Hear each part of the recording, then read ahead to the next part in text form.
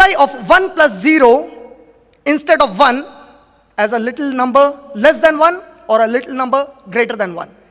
In short, if somebody is given an equation 1 plus 0, the only answer for that is 1. If anybody reduces that number or increases that number, in both the cases the answer is wrong.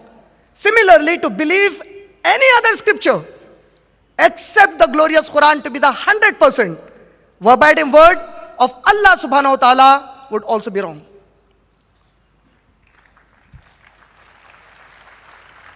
But then, why do I not believe the Bible to be the God's word?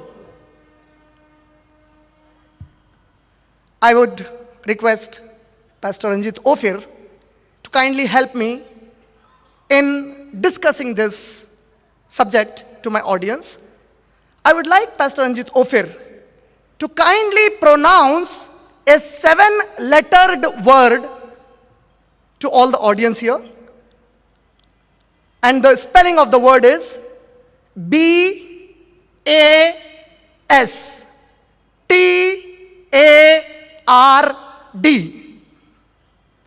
To make it more clear, B for bush, A for always, S for Saturn, T for terrorist, A for ambushed, R for rebuked, and D for dog. I request Pastor Ophir to kindly pronounce this word to my audience. Pastor Ophir.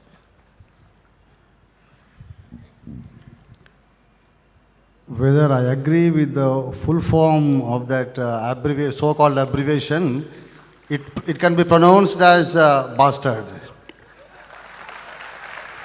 And then I leave it to all my decent audience to believe or not to believe that can this word be used by the Almighty God?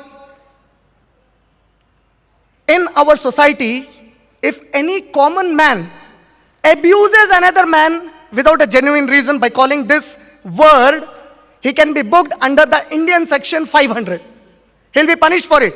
But that word occurs in the Bible for no less than 3 different times.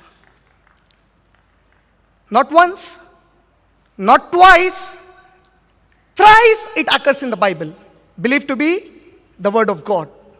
Or take it, it occurs in the Bible only 3 times. I'm asking, can the Almighty God speak this language? And if somebody says that the translators in English, they have mistranslated that word. Somebody, suppose they say that in the originals, I put the originals in inverted commas, in the original manuscript, this is not the correct word for it. So I would like to give the evidence from the Strong's Reference Dictionary, from Hebrew to English and Greek to English. The Hebrew word for the dirty, filthy English word is mamzare.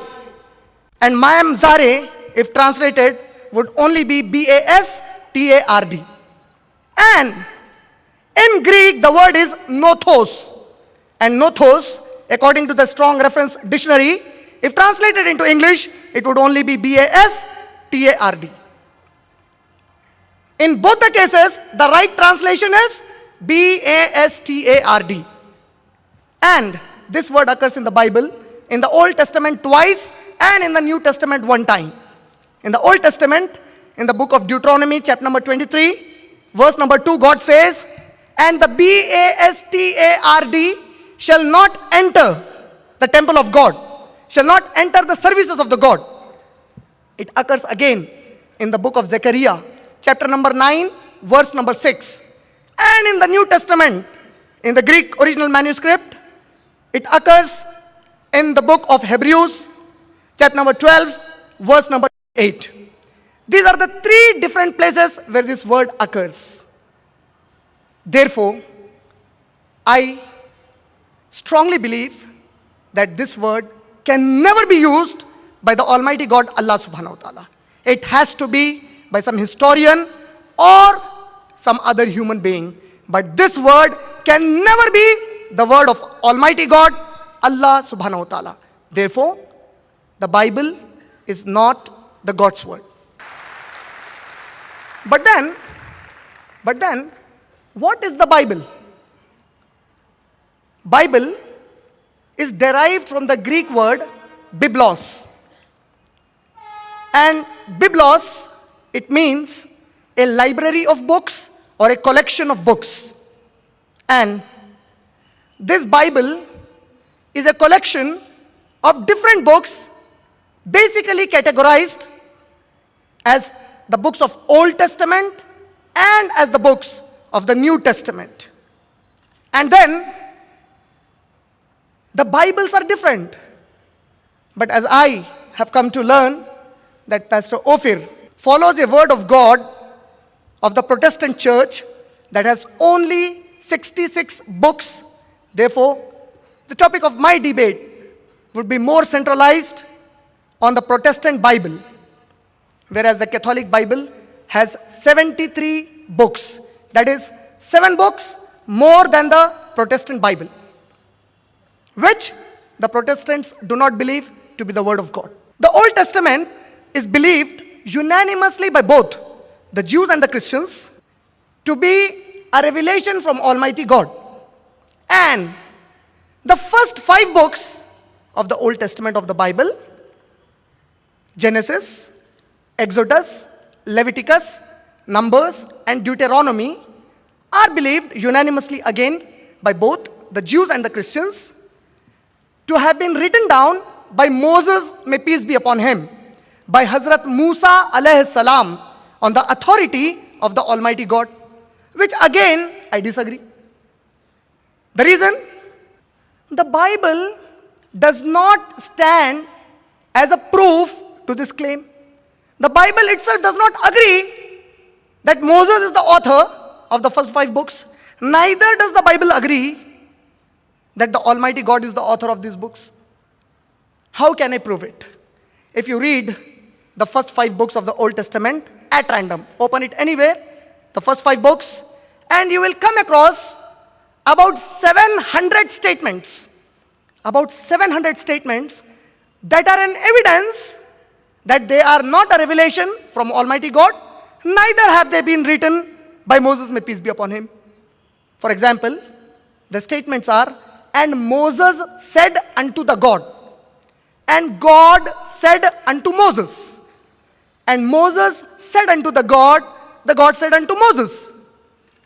If God revealed it to Moses, the statement should be, I said unto Moses, and Moses said unto me. It cannot be God said unto Moses, and Moses said unto the God. This statement does not occur once. At random, open any of the 5 books, you will come across more than 700 times that a third person is speaking there. And still if somebody, they say, no, this is not a genuine reason to disbelieve that the Old Testament or the first 5 books are not the revelation from Almighty God. So I will have to give another example. And this example is so simple that my eldest daughter, almost 8 years old, even she will easily understand that this is not a revelation from Almighty God. Now what is that example? The 5th book of the Old Testament, that is the book of Deuteronomy, ends on chapter number 34. When you open chapter number 34 and read verse number 5, 6, 7 and 8, easy. This is not the book that I wrote it. This is not a book written by the Muslims.